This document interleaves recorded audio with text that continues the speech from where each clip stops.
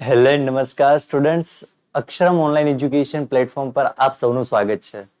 I hope કે તમે લોકો ખૂબ સારી તૈયારી કરતા હશો. કાલ પેયર્સનની મેથડ આપણે લાસ્ટ સેશનની અંદર પૂરી કરી હતી. આજથી આપણે સ્ટાર્ટ કરીશું સ્વાધ્યાય 2.3, જેમાં મહત્વની મેથડ છે આપણા માટે સ્પીયરમેન કોરિલેશનની. તો ચલો શરૂઆત કરીએ છીએ. જો ચેનલને હજુ પણ સબસ્ક્રાઇબ ન કરી તો કરી દો સબસ્ક્રાઇબ, જેથી કરીને આવા વિડીયો એક પણ મિસ ન થાય.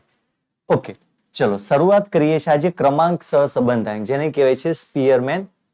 શું કીધું છે પહેલા થિયરી સમજીએ અને ત્યારબાદ આપણે દાખલા ગણીશું.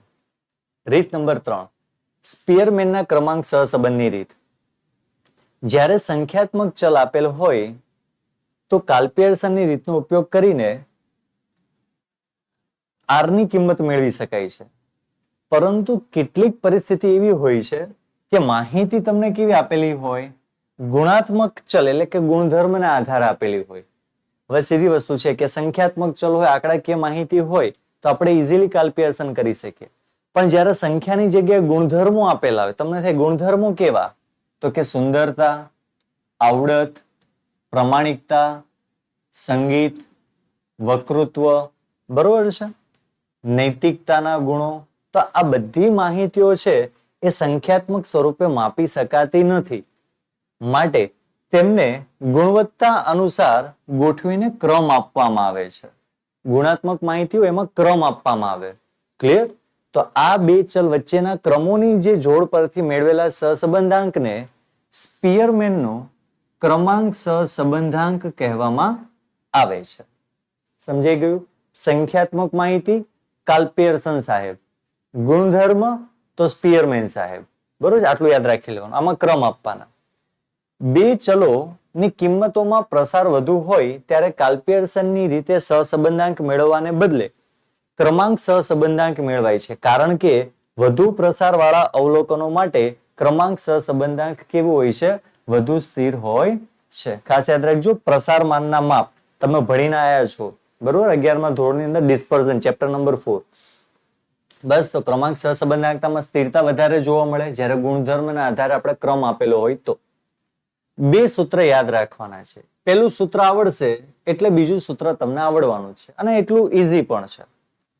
જ્યારે ચલ x અથવા ચલ y ના અવલોકનની એક પણ કિંમત સમાન ન હોય, ખાસ યાદ રાખજો, જ્યારે અવલોકનોમાં ગાંઠ ન પડે એટલે સીધું સાદું ભોલું ભાલું સૂત્ર મૂકી દેવાનું, એકદમ ઈઝી.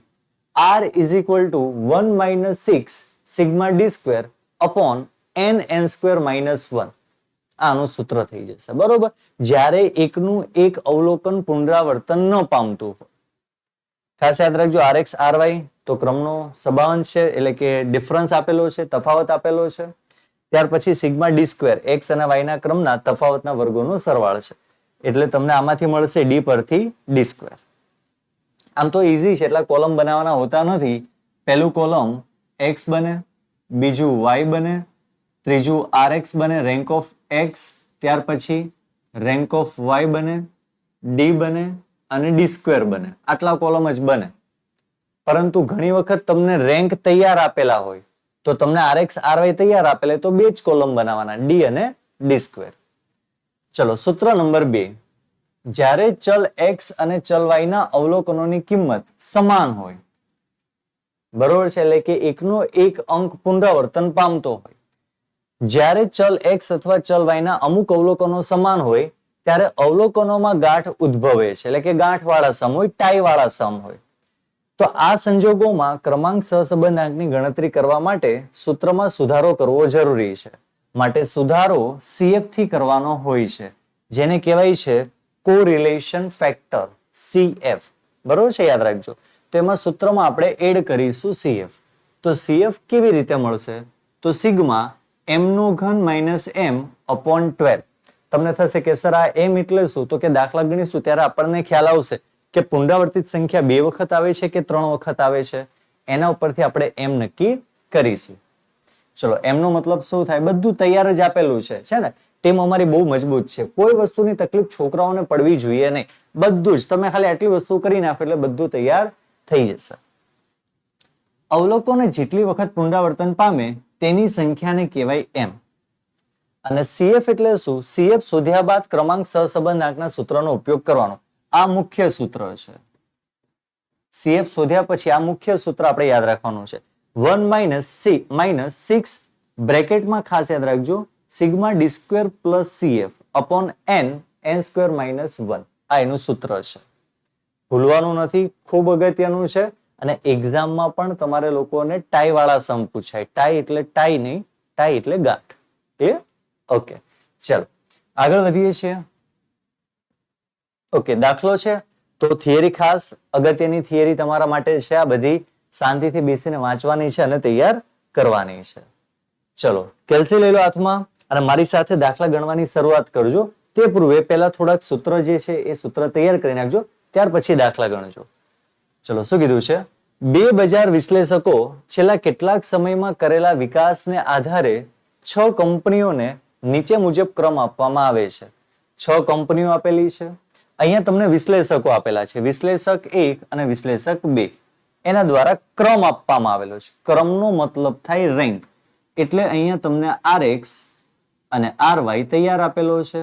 ચલો વિડીયોને પોઝ કરો અને થોડી વાર પહેલા બોલેલા છે ને યાદ કરો કે જ્યારે તમને લોકોને ક્રમ તૈયાર આપેલો છે ત્યારે તમારે લોકોને ડાયરેક્ટ ડી ફાઇન્ડ કરવાનો છે. ડી નો મતલબ શું? ડિફરન્સ. RX માઇનસ RY અને પછી કરવાનો છે એનો સ્ક્વેર. શું આમાં એકનો એક અંક પુનરાવર્તન પામે છે ખરા? નથી પામતો.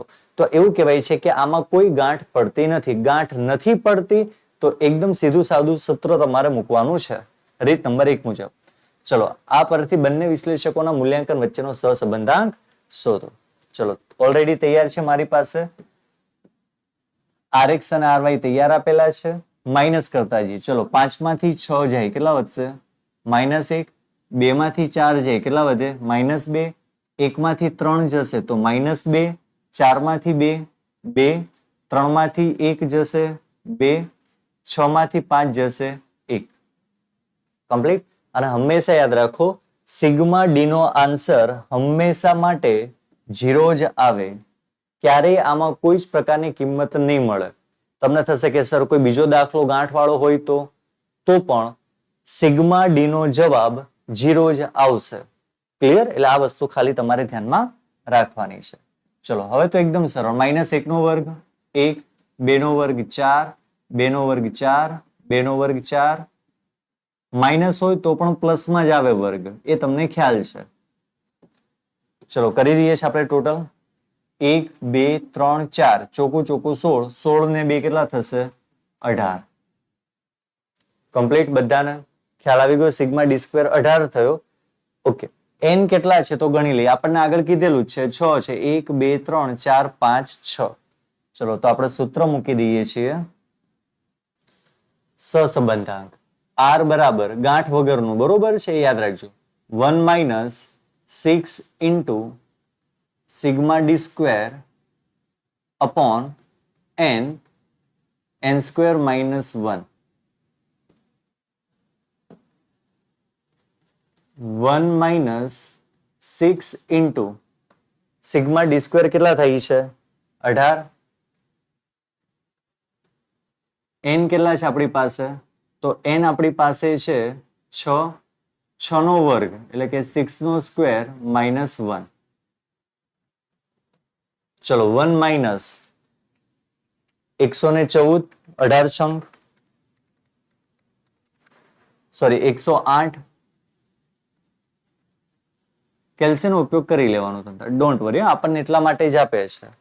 6, 36 માઇનસ 1. તો 1 માઇનસ 108 એઝ ઇટ ઇઝ. 6, 36 માંથી 1 જાય એટલે કેટલા વધશે? 35. 1 ત્યાં સુધી માઇનસ નહીં કરવાનું જ્યાં સુધી આપણે આના છેદ દૂર ન કરીએ. 108 છેદમાં, ચલો 35 શંક 210. 1 માઇનસ, ચલો હવે કરો 108 ના છેદમાં 210 તો કેટલા આવે છે? 0.51. જો 0.51 હોય તો જવાબ કેટલો આવે? 0.49. ચલો કમ્પ્લીટ છે બધાને? એકદમ ઈઝી. તો નીચે લાસ્ટમાં નોટ લખવી હોય તો ચોક્કસ પણ આપણે નોટ લખી શકીએ. તેથી બંને વિશ્લેષકો વચ્ચેનો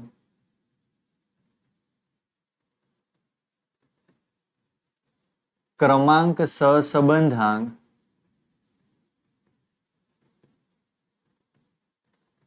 0.49 મળે છે.